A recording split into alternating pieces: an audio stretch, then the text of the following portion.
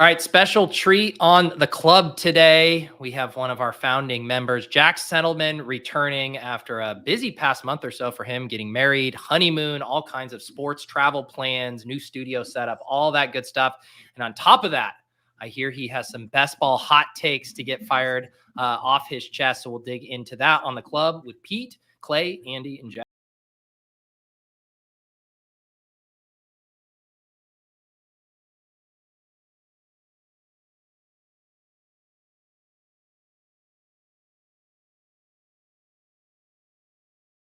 Right, as Chicago Spartan says, welcome back, Jack. It has been a while. You've been a busy man. How you doing, buddy? I'm doing well. I forgot my wedding band at home, but yeah, I got married. Crazy. I feel like we started this show. There were no kids. There was only one wedding, and now we all got family. It's crazy to see. That is true. Yeah. What do we've had between us 3 marriages and a kid Yeah, since we started doing this show. Pretty that's solid. growth. That's There it growth. See, everyone likes to measure the growth of our Top Shot moments, but the growth of our real life relationships, which is what this has always been about, is up hundreds of percents. I mean, we should talk about that real quick because we mentioned it last week, the article, the Rovell article, where you called the Bored Apes monkeys. The quote, like Rovell didn't even put in parentheses Bored Apes, like just absolutely killed me. He I love Darren, and whenever I get a call me, did Levy get quoted in the article? I forget. Yeah, I read it. Yeah, because I connected them. You just hit Control F Settlement, and that's how you read the article. No, I briefly the intern do a news clip for him, and it just was Jack. And after fucking he pulled like the 3 obviously worst quotes that I said with 0 context, I was like, all right, I'm done giving this article any more attention. But yeah, when was the last time you guys logged in? Oh man, been a while. I think I do it like once a year where I log in. I'm like, now's the time when I'm going to floor all my moments. And then I see how much they're worth. I'm like, it's not even worth it. That was literally what I said in the article. And that, I guess, was a fair quote. But man, yeah, I realized it had been like 18 months. It was crazy. It made me sad. So many good memories. Yeah. So do you have to be a member to see this? Are you talking about the article? No, what was the publication, Jack? It's on Collect. It's Rovell's. I hate that we're sending him so many clicks with our millions of fans here, but CLLCT.com. Should we just do like an open reading? We could have Clay read the article. And I think Rovell's down bad if he's having to interview you and MBL and people for articles as is. Seriously. My favorite was Drew from the Knights, and he said the platform had never been better. Top Shot had never been better. I was like, all right. Yeah. All right, maybe I'm missing out. Andy, Clay, how are you guys doing today? Can't complain. Yeah, enjoying the sunshine. Clay, have you been drafting? I've been drafting with the just on cardio, so I'm up to 7 BBMs now, and then messing around a little bit on some of the other side quest contests. So I'm trying to keep a lot of my BBMs to purely cardio this season so far. Andy, are you enjoying the NBA Finals? I mean, it hasn't been like the most exciting thing ever. We'll see. Porzingis now seemingly is, I don't know. They said he's day to day, but his injury, like doing some really basic doctoring, Googling, it seems like it's kind of serious. So I think it makes a really big difference if he's actively not out or not playing for the rest of the series. So that could turn things around. But up until now, it hasn't been the most exciting playoffs. Jack, do you have a horse in this race? You're what? I don't know where you would fall. Yeah, no real horse. One of our employees is a big Celtics fan, so for mental health, rooting for him.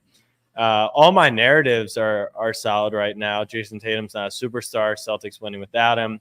Derek White is a friend, so really excited for him.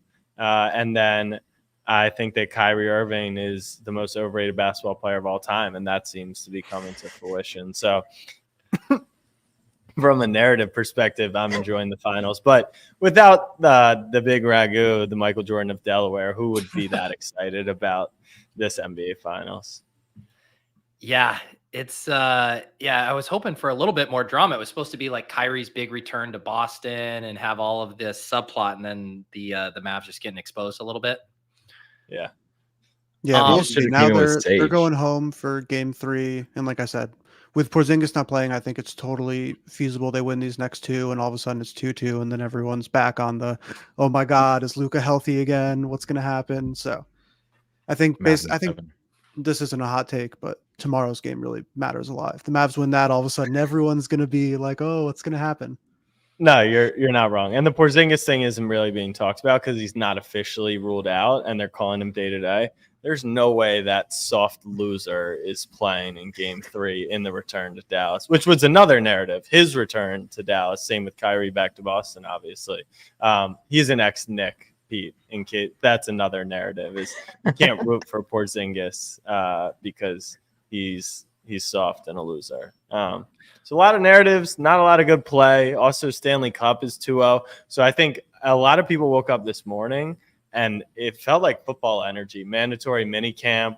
So it's good timing for this because I came prepared, semi-prepared. I did a draft. And the way I come up with my hot takes is normally just like, oh, I think this person's overdrafted, underdrafted. Sky Moore, still a punt returner. So I'm excited to bang out some takes.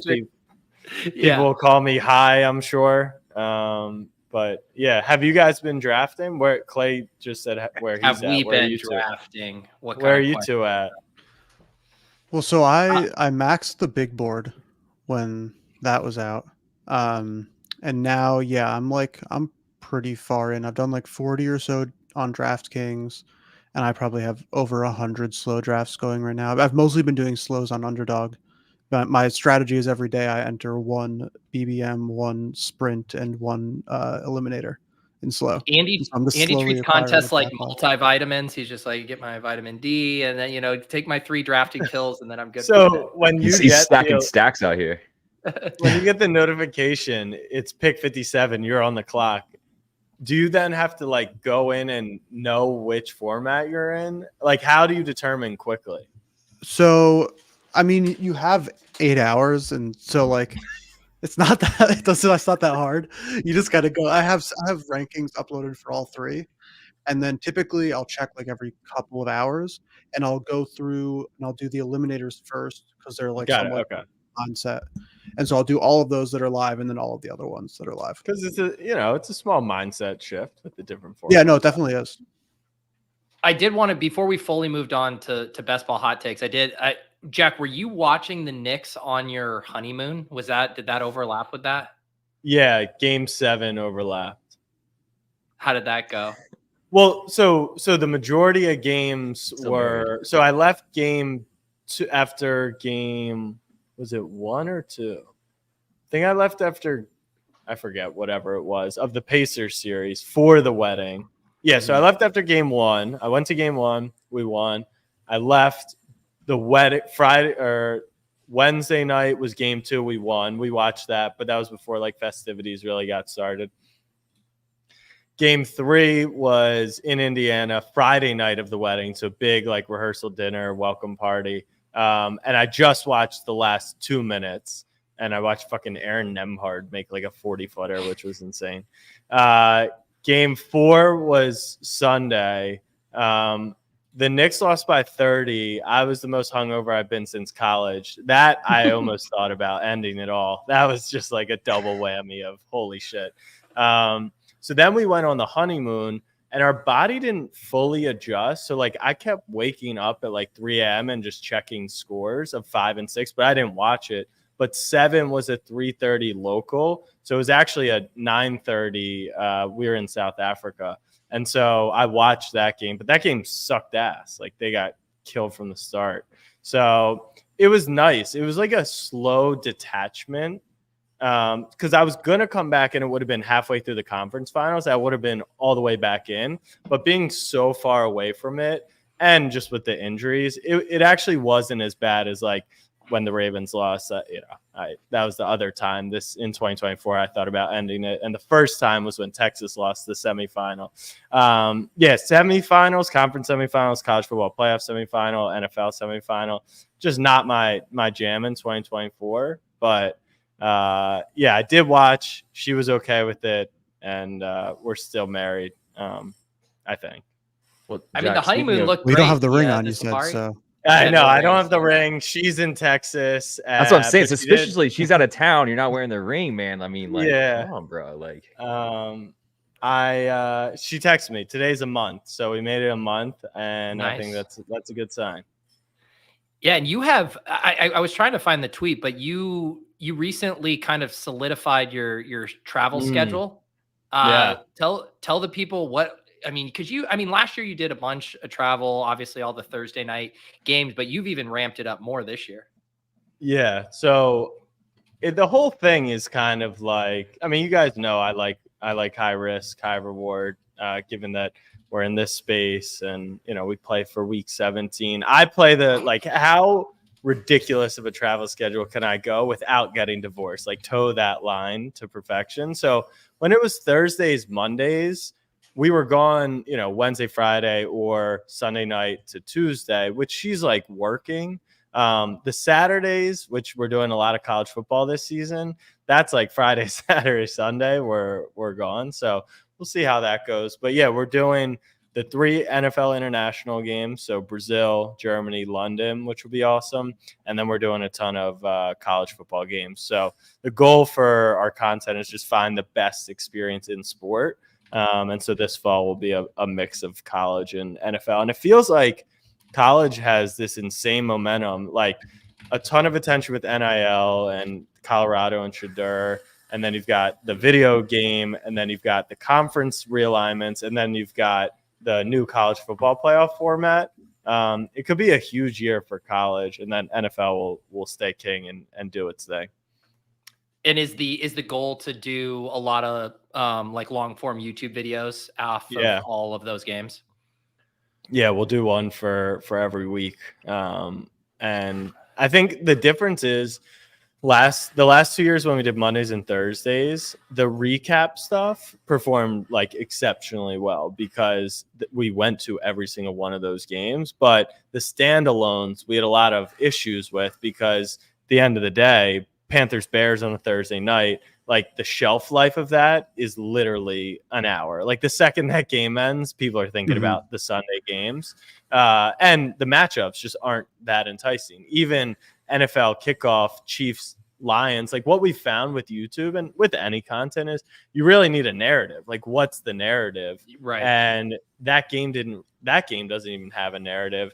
And I think as we go to every one of these crazy college games, they're gonna, with the overarching theme of like what's the best experience, being able to compare them all, but then each game will have a narrative. So like Penn's like the oldest college football team, and so it's like what's that like? And then the Penn State whiteout, seeing in Alabama, rivalries all over with Michigan, Ohio State, Navy, Army.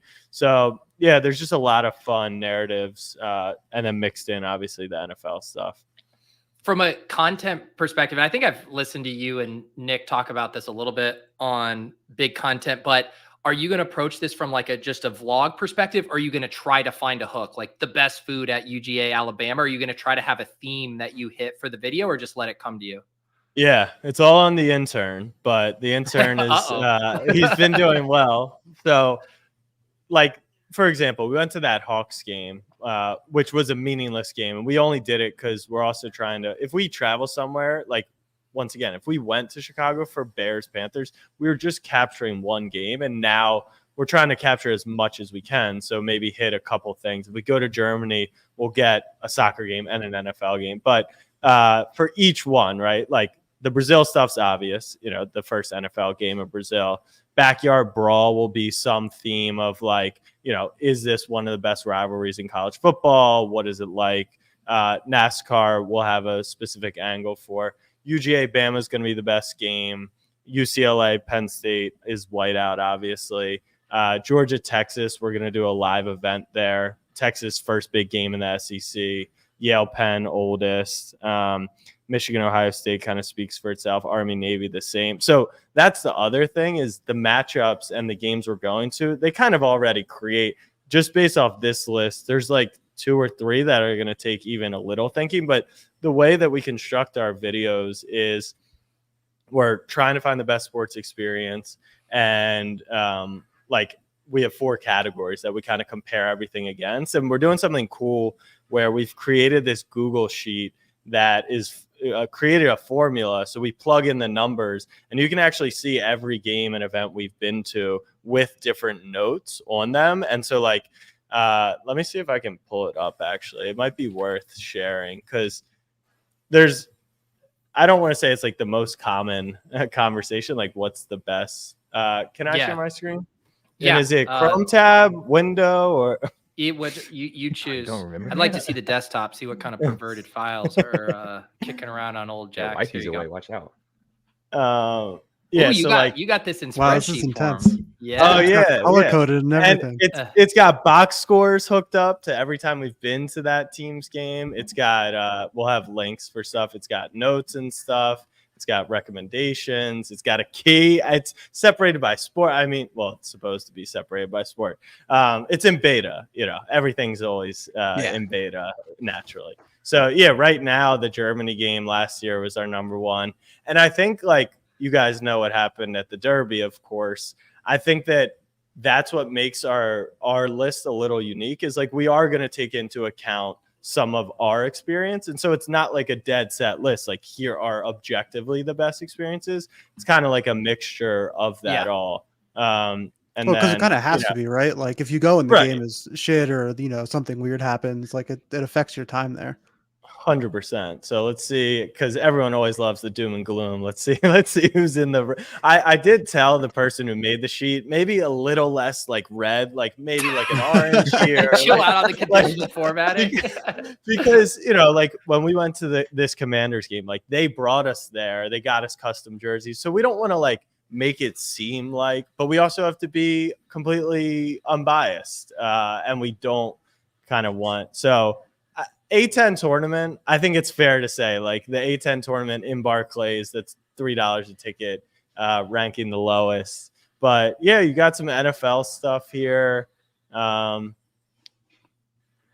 I would still go to a bunch of these events. That's the thing. Well, to me, what I get excited about, I just like going to new stadiums too. So I think there's like a novelty factor for some people where it's like, I don't need some crazy atmosphere at the Steelers game. I just want to go check out the stadium by the water.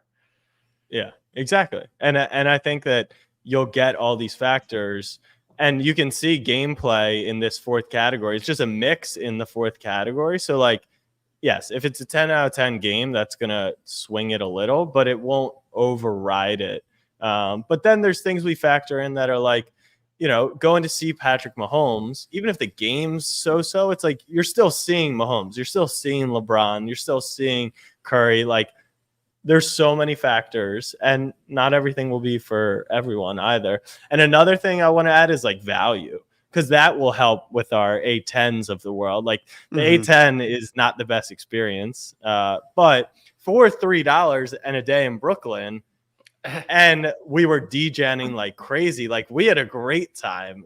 Fordham came back from 12 down plus 300 live. So, you know, I'm a sports fan and a degenerate. I can make any event fun. Well, it's like, especially if you're in New York, if you could spend $3 to entertain yourself for a day, like that's pretty good. That's insane. Like you cannot do that anywhere.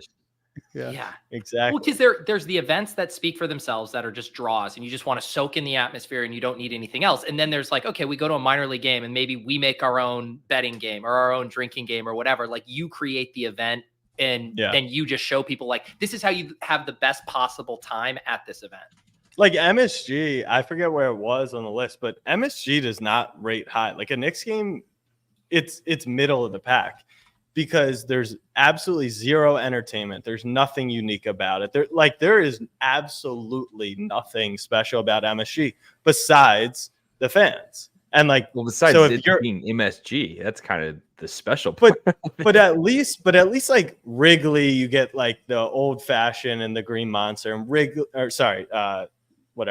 Sox. Wrigley, you've got the bleachers and Wrigleyville. Like I mean, you've been to MSG before. Like, there's nothing outside of Penn. They just redid it. It's a little nicer. The food's pretty good there. But yeah, if you're not like a Knicks fan or going to see a competing player, it's fine. Interesting. I mean, Yeah. I don't hold the same opinion in MSG because I think it hits kind of like the goosebump factor for me. It I does. just- No, I don't know. but that's what I'm saying. That's the only thing. Sure. Outside of a little. Yeah. I get on that's- your grading scale. It would show a lot of red. It's not hitting all the other criteria and stuff, Exactly. but it has Like- that, some might say like the watch the tape, the it factor, like the read between the lines stuff. You know what I'm 100%. saying? But I to mean- Jack's point, like MSG is kind of like the way it like fans out. Like, you compare it to the Garden where you're like on top of the players, and it's kind of like you feel like you're in this big, giant like conference hall. Like it doesn't feel as intimate as some sporting events. So I 100%. understand why if you have an electric player like Jordan or Kobe going for like 50 that night, it's like, oh shit. But like just a random night in the Garden doesn't feel that special to me. That is Yeah, true. I agree. Third level, I you think are for- in fucking Russia. Right. You're out there. I think if you like removed the atmosphere part of it, I like Barclays more as a Easily. arena. Like I don't think it's even close, but like it gets pretty different when it gets to the atmosphere if it's a close game or 100%. something. Like, Um, and that's but- where we did our NBA playoff experience video, and like it was gonna smash pretty much anyone else that we did. But if we did an NBA arena video and it was a bunch of regular season games, yeah, I don't think that it would. It's always gonna rate up well because it is MSG, and if the Knicks suck, it's still an electric building to be in. But it's very dependent, and that's where like gameplay might come in and be a huge factor in your MSG experience. You see a bad game, the crowd doesn't get going, it's probably not the best experience. I'm just excited because we stuck Casey in a kayak, and he did the McCovey Cove outside the San Francisco Giants stadium. For the entire game. The whole game, he sat there in the kayak by himself, and his phone died. It like broke. The microphone that we used plugging in like burnt his phone before he even got to the cove, like 6 minutes into his ride. So all he had was a GoPro, and so our video editor was like, "This footage is so funny. It's just Casey rambling and like essentially vlogging the whole thing because he has nothing better to do." But yeah, Speaking we're of the doing like intern. cool, unique stuff.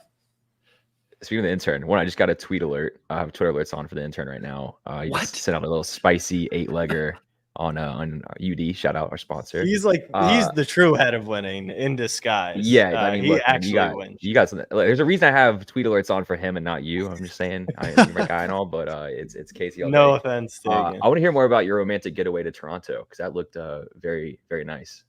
Yeah, did you saw the hotel room that we stayed in Toronto? No, I missed this. Oh wow, this is like my most viral tweet over the last few years. So there's a hotel room inside the Blue Jays stadium, and like you open the window and you're in the stadium. Like it's as if Pretty you're just sick. sitting in the upper deck. It's really cool. It shouldn't be too far down on my. Which Twitter. one? I see the roof is open in Toronto. Oh no, I think I just found it. This 15-second clip. It's like the coolest hotel room I've ever stayed in.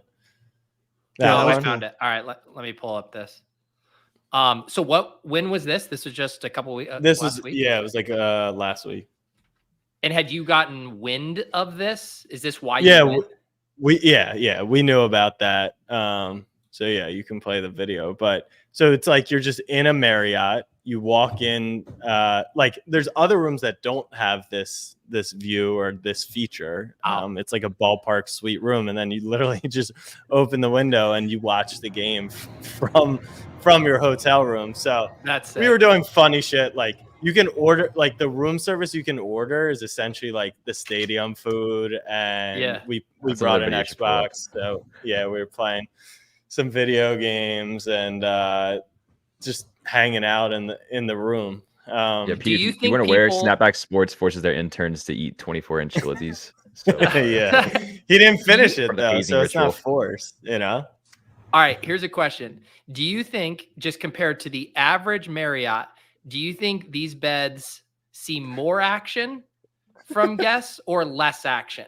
Like, is So- it a novelty to like have sex during the 7th inning stretch? or is it actually less because you're there for other reasons? All right, so I have two comments. First, I'm glad you do. First, with the virality of that tweet, which literally got like 20,000 likes, we said if you're good at OnlyFans and you're not doing a video from that, like what are you doing? You Yeah. know, like come on, use the marketing mind. And then on the honeymoon, Hallie and I were staying in like a tree house. So we did a safari, and it was like an isolated tree house. Like it was literally just us two in the dead middle of the bush, like I animals saw that, roaming yeah. around, like whatever. And so obviously, you know, excited. I was like, oh, it would probably be so cool if like, you know, we did our thing out here. I was so terrified of the animals. I could not have been less turned on. So Wow, you had I stage don't- fright because there might have been a lion just watching you. I mean, think about the elephant or the whatever with there. I don't want to pull it out and then see an elephant and be like, you know, all down on myself. So I don't know if people are smashing in there, but I would imagine probably. To me, I think I'm gonna say more sex than usual happens in that room, because I just think people are like, it's like it feels like more taboo than it normally would. For It's sure. playing baseball. Well, down there, and I I took will off my say- shirt. I will say it's like anywhere from like a bad game, I think it's like 500 a night, up to like a you know, a crazy game. It could be like 1,200 a night to book the room. I don't know, like what. Think about like the pie chart of, or the Venn diagram of people who No, I'm on the pie chart. who want to experience that are like baseball fan. Like I went with my brother. I would imagine most people are going on like a somewhat of a guy's trip, but it's only one bed, so maybe I don't know. I'm taking the under. I'm taking the under. I'll take Yeah, a I'm gonna say the normal under too, Marriott. because I feel like if you are having sex in that room, you're not doing it on the bed. You're doing it like it's like some voyeurism shit. You're overlooking the field On while the the- game is going 100%. on. Yeah, Yeah, like you're not doing it in the Do the bed. windows open? I saw a key. Yeah. on Yeah. that. Oh. So that window was open. Yeah, when we opened the window, like you can hear the whole thing, the stadium and the noise. But there is something that like you can't like jump through, walk off Yeah, it. yeah. You would have to jump Liability. over the ledge. Did they sing Jack, I the do think- "Oh Canada" the seventh inning stretch? Oh yeah. No, they sing "Oh Canada." That's the national anthem, right? I think so.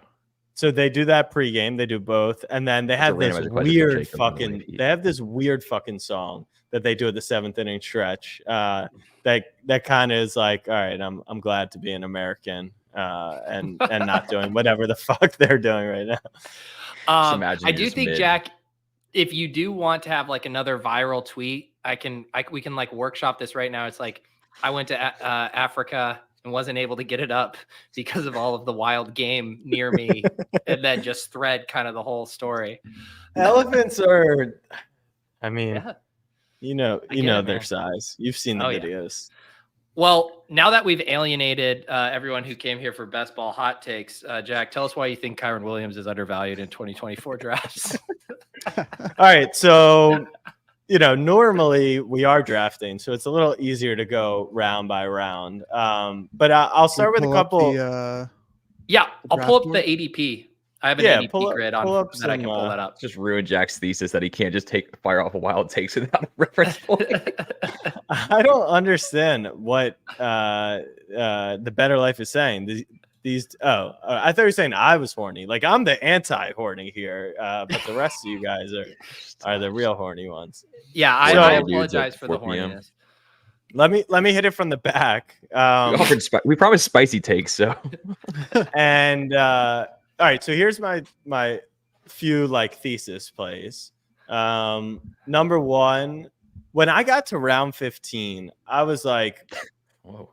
who in the NPC ass players are these? Like we used to have some respectable names at the bottom of these lists, but it has just gotten like scroll past likely. I'm talking like, fucking. There was Now we're one in name. the 17th round, Jack. So that's where we're scrolling past likely. There was What's one your name, and I wrote it down. what the fuck is a Kamani Vidal? Like, you don't know who Kamani Vidal is? who Come in the on, world is that? Like, The starting running that back is on the Los Angeles Chargers come week starting? 4. You think he's starting? Heard he's a cut You give us candidate. the Gus. You give us the Gus bus. How much is Gus a product of Lamar Jackson in the offense, and how much can he do on his own?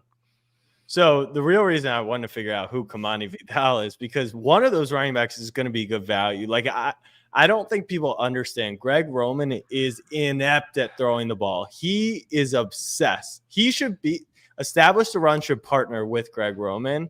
The dude cannot cook up a pass game, but he can run the shit out of the ball. So yeah, take your pick between Dobbins, Gus, and some Croatian soccer player who happens to be running back for the Chargers. So in the late rounds, I'm leaning quarterback. Like I feel like Minshew. Am I crazy for saying like Minshew, who did well with Downs and Pittman, is like a decent look there? Like I drafted Brock Bowers, and I thought the Devontae hate was a little unnecessary.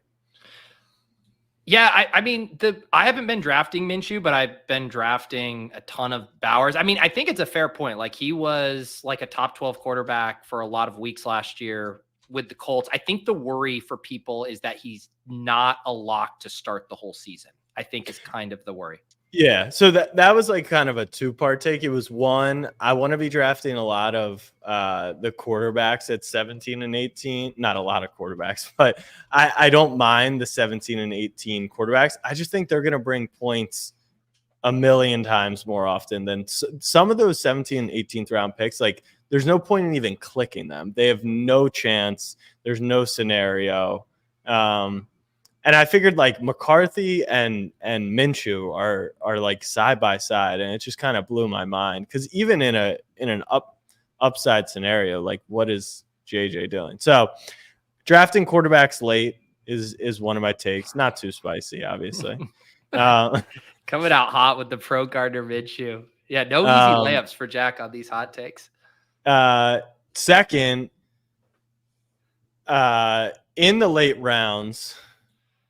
Also, let me just be clear because I don't want to come off like an asshole here, which I already will. I understand my place here. These could easily already be like heavily discussed theories and game strategies. So this is why this is fun. We need your fresh perspective. And Jack, I will tell you, people have not heavily been discussing Gardner Minshew. You're good. You're good. Okay. There. All right, cool. I actually kind of agree with you on that one for what it's worth. I Thank probably you. have drafted him more than the average drafter. Thank you. Late rounds, I think you should do like a shit ton of research and pick 2 guys and just only draft them in the 17th and 18th. Like I think there's going to be 98% of those guys who don't even make a roster, let alone like are useful. So okay, let's go through some names here. Who's not making a roster? Wait, if you could tell me who's going to be this year's Puka and Kyron, I will do your strategy. But you're saying this is why I have to do a bunch of research to figure out those 2 names? Exactly. And I haven't had the time just because of the wedding to bring you that person. But all right. When is the research concluding? Are we talking like September, October, November? What number, where does round 17 start? And I'll pick a few names and I'll give you the names. Yeah, this is JJ McCarthy right here. How about this? Let me get a real take because I've been selecting a lot of this guy. It's a Raven, Devontae Walker, rookie. How you feeling about him? Hate it. Absolutely hate it. Yeah. So yeah, just like do more research. Possibly the worst take that you could have. So you've got a quarterback who is never going to be able to support a third option, and you've already got Andrews. Zay is the clear wide receiver 1. Then you go down the list. You've got likely. I actually think Bateman's on my list of people that I would still be swinging on. Like he's just had a tough run when unhealthy. But let me pick the 17 and 18 rounders after we look at Rashad Bateman's ADP. Where is he going? Like 13th? He's popular lately. Yeah, he's been grinding up. To me, he's Also, the Ravens have never nailed a first round wide receiver, even with Zay being really good last year. Like, he might be the first. And then you've got Henry, Lamar. Like, yeah, I genuinely, I won't click him. Jack, will you make a bet with me? Bullish. And I'll just give you even odds, even though their ADPs are different. Devontae Walker versus Rashad Yeah. Bateman, PPR point or underdog half point PPR points on the year. Only like, are we taking into account injuries, or that's No. part of the Both. Let's just throw it out in both directions. It's just straight up whoever has more points by week 17. Yeah. All right. Yeah, I'll take All right, that. $100, Jack Bateman bet versus you. Walker. I'll bet you one night in a Toronto hotel. Lit. But we have to go together. And vlog. Loser the whole time. pays. Yeah. All right, Next so- notch to the bed. So let me pick you guys some winners from round 17 and Yeah, 18. yeah. Pick us some winners. 'Cause clearly, Does I that mean you're beat it. also higher on the big dog because of Greg Roman running, and you're lower on the passing game options? Who's the big dog? That would be your running back, my friend, Derrick Henry. Derrick Henry? No. Roman's in LA. Sorry. Roman's fault. Okay. Got yeah, it. yeah. I missed that. I don't want to, like, whatever. We'll get to the top. Like we said, we're hitting it from the back. Sorry. How did it track? 17. Yeah, slide me to round 17 and 18. Sorry. Let here. me. Do you guys have picks? I just gave you one. You said it was the worst pick on the board. So Andy can toss Like one out. super now. late round, I've been taking Tyler Boyd. I've been taking a decent amount of like Javon Baker. I think Eli Mitchell is too cheap. I've been taking a lot of these like really late quarterbacks like Bo Nix and Gardner Minshew and stuff like that. Yeah. Mm. So we won't do quarterbacks because that's easy. That's the main thesis here is you draft any of these late guys. That's a banger. All right. So Elijah Mitchell, Yeah. for sure. Hammer that. McCaffrey on Madden curse. He's been healthy back-to-back years. I didn't even think about the That's Madden true. curse aspect. Yeah, Oh, CD Lamb, the That true is- 101. That is like, you want Kyron 2.0, Elijah Mitchell, sign me up. CMC so undraftable, many are saying. I wouldn't touch him. Also, the Madden curse like hasn't come to fruition like the last couple of years. Like, it's due on top of being a curse with McCaffrey being injury prone, with McCaffrey getting paid. So the Earth does this thing where like it just rotates. brings people back. Yeah, rotates, and then like things just happen. And Barkley got paid, Henry got paid, McCaffrey got paid. It's the Earth, aka the NFL's time to remind people, stop fucking paying the running backs. They're useless. They're good players. But they're Wow, useless. Jack, a full 0 RB, bro, in 2024. No. Glad to need have him you, in Jack. fantasy. You need him in fantasy. So yeah, I like Elijah Mitchell there. Who else? All right. So Tolbert, who do they have? It's CD and then it's Cooks.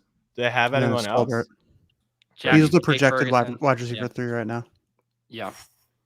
He's been getting a little bit of steam as well.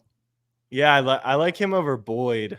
So I Suck will on that, Andy. Your take just shoved in a locker by Jack. Yeah, Shit. yeah. Let's get fancy though. Can we also? I know he's not technically 17. I'll have a Cardinals take. I don't hate Zay Jones. I do think Dobbins, out of all these running backs, has some interesting upside. He's been amazing when healthy. Obviously, he can't stay healthy, but Keaton Mitchell's explosive. He'll be back for the back half of the season. I just don't love him behind Derek. But if Derek got hurt, I'd rather have Keaton Mitchell over Clyde Edwards or Tank Bigsby or Foreman. Scroll down. I can get into the 210s and still give you some, or 220s. Oh, baby. All right, let me go back over to ADP. This grid stops here. I like this, Jack. You know, the layup would have been to talk about Barkley, Kyron, and you're willing to do this on hard mode here. I mean, come on. Yeah, talk about Jalen Naylor. No, let me scoot back just a little bit here for you. Darren Waller just recently retired. We got some rookie running backs: Audric Estime, Guerrendo. I Will know you Shipley. nerds. Yeah, I know you nerds with the whole running quarterbacks don't throw, but Will Shipley's a fucking stud. I love that kid. You've got the Saquon, but let's do wideouts because it's too easy to say, oh, well, if the starter gets hurt, like this guy could smash, So let's make it actually hard because I already gave out a ton of winners here on the running Give me a back. position that you want to look at deep in the draft. Wides. All right. Wide receiver. Nah, tight end. I already have tight ends locked in. Yes. Let's see here. All right. And you want a deep wide receiver sleeper here. Yeah. Yeah, you wanted the Puka. Yeah, I want you to tell me this year. I'm going to list some names off that are going late. Marvin Mims, Michael Wilson, Luke McCaffrey, Demarcus Robinson, Demario Douglas, Zay Jones, Odell, Trenton Irwin, John Ross, Diami Brown, Corey Davis, Laviska Shenault.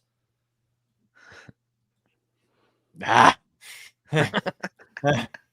going to be tough to make a call there. I like Wandale. As far as people on this page, I know he's the top ADP, but he's someone to me that's like interesting. Scroll down a little. Let me see the shitties. This is where I actually think this the ADP here is just stops. Let me go over to Underdog. What about Pop? What about Pop Douglas, Demario Douglas, right there? He's been I just included a video of him in the Fantasy Life newsletter. He's been running sprints up a hill. He's been running routes up a hill, barefoot. He can run. He's gone full hardo mode this year. Yeah, here, Jack. Let me get in the ADP here on Underdog in a random draft here. Get you some deep sleepers by ADP. So there's the Devontae Walker, Tyler Boyd. Then you're to Tyler Boyd, Darius Slayton, DJ Chark, Jalen McMillan, Khalif Raymond, Elijah Moore, Jalen Hyatt, Greg Dortch, A.T. Perry, Malik Washington, Josh Reynolds, Jawan Jennings, MBS, Noah Brown, Trey Tucker, Kadarius Toney. Any names jumping out? I need to know this year's Puka Nacua. The fuck is Treylon doing down there? Ask the Titans that. Yeah, see there's no one. That's the prediction. That's literally my take. It's none of those guys. That's why I'm drafting quarterback. So I'd probably go QB running back. So you're getting your wide receivers early is what you're saying. Yeah. That seems to be an optimal drafting strategy. I talked myself into Shark on a draft with a Herbert team.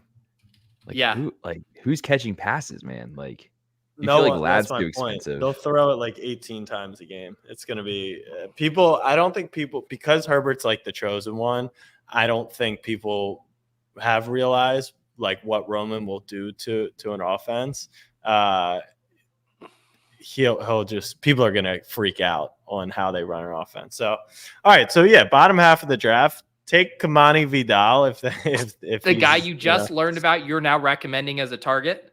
The Chargers running back will be successful is the prediction. Okay. I think that's a fair prediction.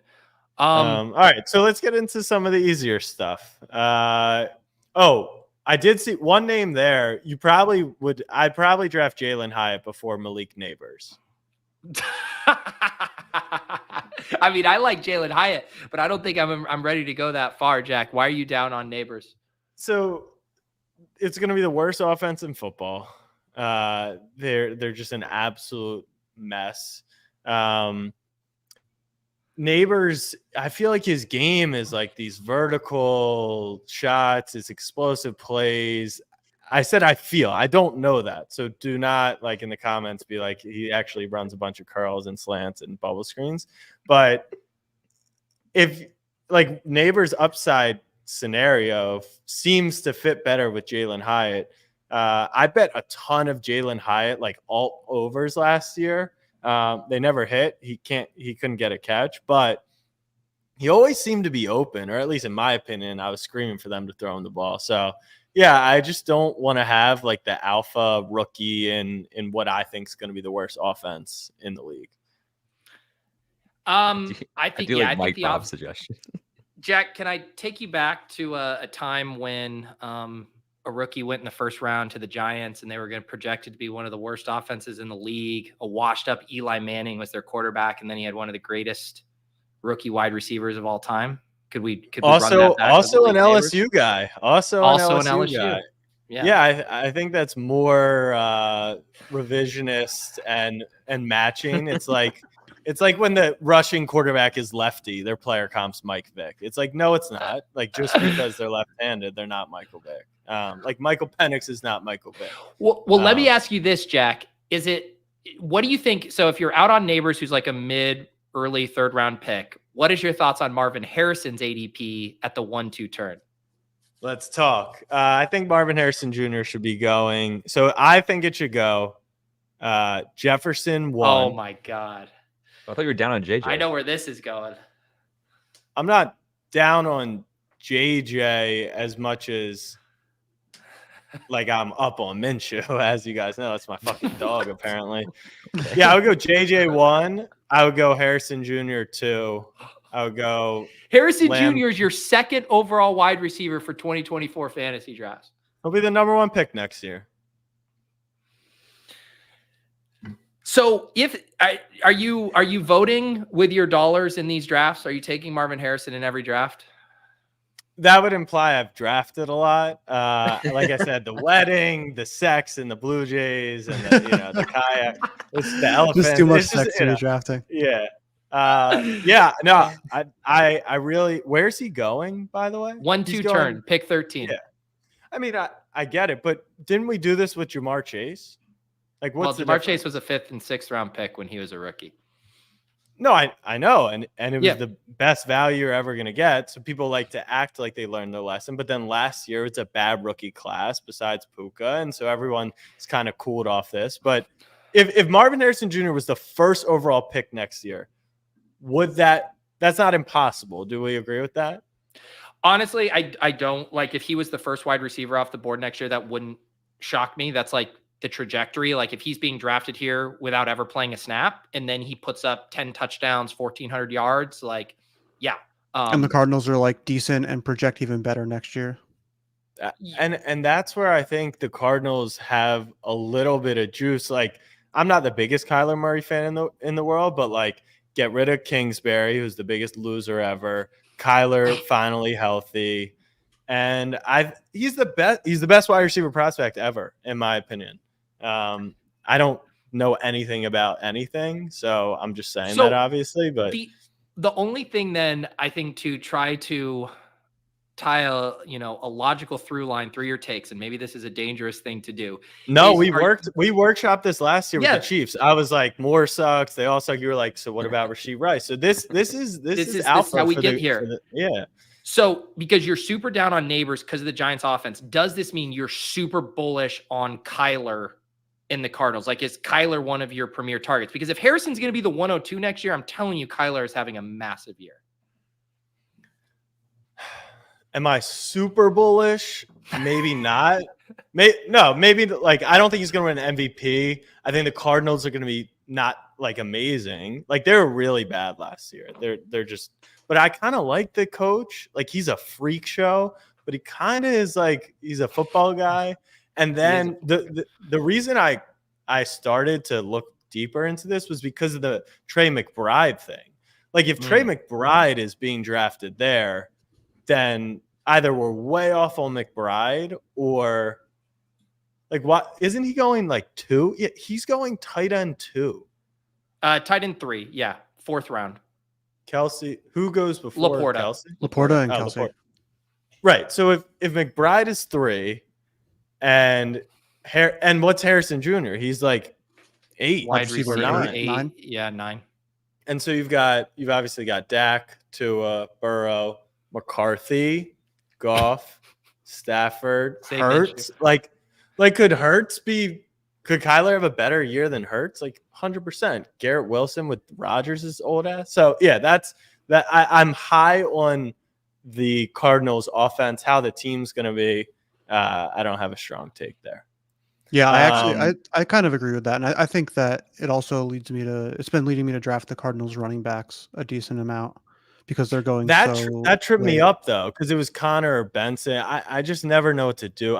However I pick, if I pick the rookie, the vet plays every snap. If I pick the vet, the rookie plays. So Then tell everyone your Yeah, I just preference, pick and then they both. can contra pick you here. yeah, no, I'll give you off gut. It was James Conner. So draft All right, Trey Benson Benson. shares. That's actually a good strategy.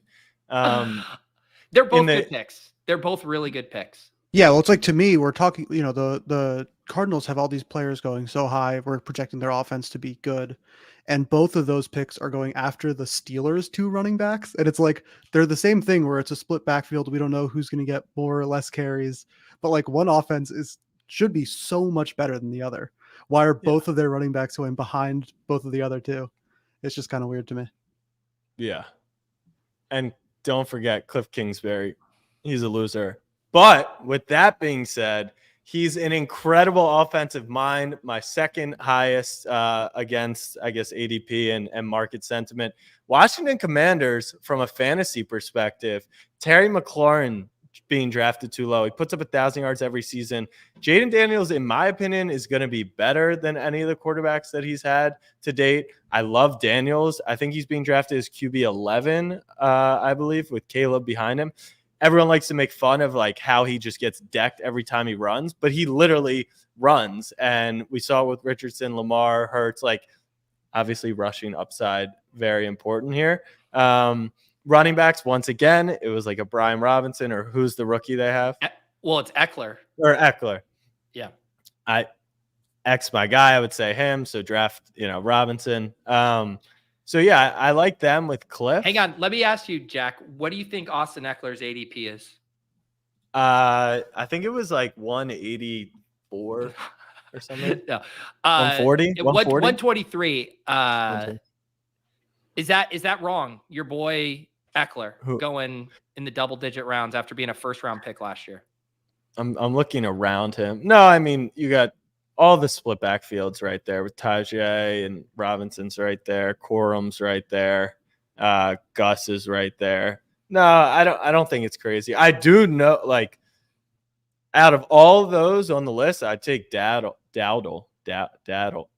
Rico. Yeah. Rico seems easier to pronounce. Rico's a good pick. All right. Fade A-Chain. I don't really understand the hype there. I feel like after Only he had like best statistical 50-point back season ever. game and just having like a 9 yards per carry, it just doesn't really do it. Yeah, but I feel like when you get into these top two, obviously we're playing for upside, but you can't risk it on a guy who I think is going to have a couple dud weeks. The Dolphins had the most rushing touchdowns in the league last year. Mostert's still on the team. I think he's being drafted a little too, like, I would take Derrick Henry over him every time. Derrick Henry is going, if you've watched the progression of the Ravens, he'll continue to run, but they've they've started to run Lamar off the goal line stuff. And I think they didn't necessarily have a goal line back, but that's why Edwards ate. I think that's what's going to happen here with Henry. And the Ravens offense should be pretty solid. So yeah, I just favored Henry, who has no competition, in my opinion, because I really don't see Lamar as a major goal line threat versus a Mostert. And who do they always have? Who's that running back the Dolphins always bring back? Gaskin? Is Miles Gaskin still on the roster? Jeff Wilson is the new one. The thing I would push back against is I think Derrick Henry could also have duds too, in that I think he'll be so TD dependent. Like, I think he's going to have those 2 touchdown games, but I think he could also have like 12 carries, 46 yards, no catches, no TDs. That's fair. So with Achane, you're betting on, can he rip off the big play? With Henry, you're betting, can he, get in the end zone a couple times a game? Yeah. I do think the one thing that's unforeseen is the Ravens have never put a good running back behind Lamar. And you see how good DeAndre Swift was last year with Hurts, and he's even a mid-tier running back. And obviously they feel that way about Saquon. Like, we're talking Gus Edwards, a Hurt Dobbins. There were some crazy names that the Ravens have trotted out. All right, let me just fire off the last round. Get one more or 2 hot takes before we get out of here. If you're not drafting Kyle Pitts, you're insane. I can't believe people are off him. He's generational talent, and he has a good quarterback and not a bad coach anymore. I love Jermaine Burton. I like T. Higgins a lot. I know he never plays up to standards, but with his contract uncertainty, with his injury issues, you could get wide receiver 2 potentially, and he's super pro ready for me. So I really like him. ETM feels strong. I could not believe that Keenan Allen was being drafted after DJ Moore, after the season Keenan came off of. I know DJ's got the long plays and the upside, but Keenan can easily go 10 for 122 touchdowns. And with a rookie quarterback, I prefer the guy that's going to be more of a safety blanket over the high upside player there. So yeah, those are, and fade Hollywood Brown. Fade the Chiefs as always. I think the Chiefs this is the year they fall off. They'll still be a playoff team, but fade the Chiefs offense.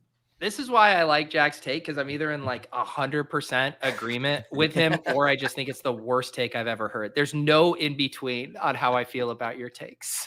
Thank you so much.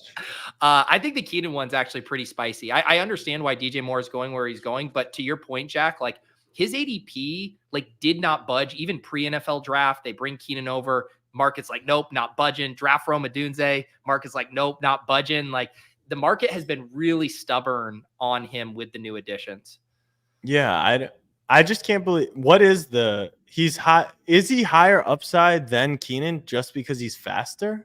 I think it's because he's younger. We saw the like monster 50-point game against the Commanders last year. He was a week 17 hero in Carolina 2 years ago. I think there's been some high profile like spikes from DJ Moore. And now they're saying, and he's going to have the best quarterback play of his career. But Keenan next to Hollywood is insane. That will be the largest gap in points scored in the first 5 rounds. That I will bet on. That is not Hollywood. I like Hollywood. He's a good guy. Is the way Hollywood plays is vertically, and no one lets Mahomes beat him over top anymore. No one. That's why Rashee Rice feasted. So yeah, those are my takes. I appreciate you joining us today. Sorry, I have to wrap us here a little earlier than I would like. Let people know what else you got going on. You got the YouTube channels. What do they need to check out? Yeah, just everyone, please stay in touch over the takes. If you have any questions, at Jack Settleman on Twitter, I'm like, people say I'm like the Gen Z Matthew Berry. So any questions that you have, start sits, who to draft, let me know. Yes. Appreciate you guys for having me. Yeah. And I mean, my biggest takeaway was the answers to the test are there. This year's Kyron, this year's Puka. We just need to do enough research to figure out who they are. Gotta study up. It's this next generation. It's the TikTok culture. We don't want to put the work in. Like, just put the work in. Kyron and Puka are right there. They're right in front of your face. And so we gotta circle back in like mid-August, and we can all come with after we have the time to do our research. We can come back and say who our Kyron and Pukas are. I like that. I'm just surprised I haven't seen like a million TikToks of people opening with the hook. This is this year's Puka Nacua. I'm sure it's coming, but I haven't seen it yet, and it's a great hook. So it content is. creators, someone should definitely try that. Would that be the ultimate clickbait if I retitled this? We discovered this year's Puka and Kyron. And then in the description, it's like, but you got to do the research.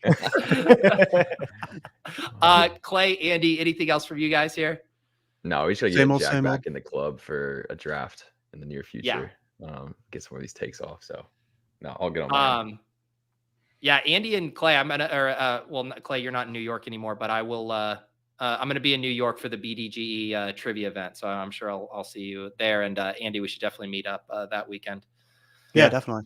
At Barclays. I heard the A10 softball tournament is out in Brooklyn. All right, guys, thanks for hanging out in the club today. Check out Jack's YouTube channel to be able to follow all of those events. You can subscribe here for the club. We'll be back drafting next week, I'm sure. For Clay, for Andy, for Jack, I'm Pete. We'll see you guys next time on the club.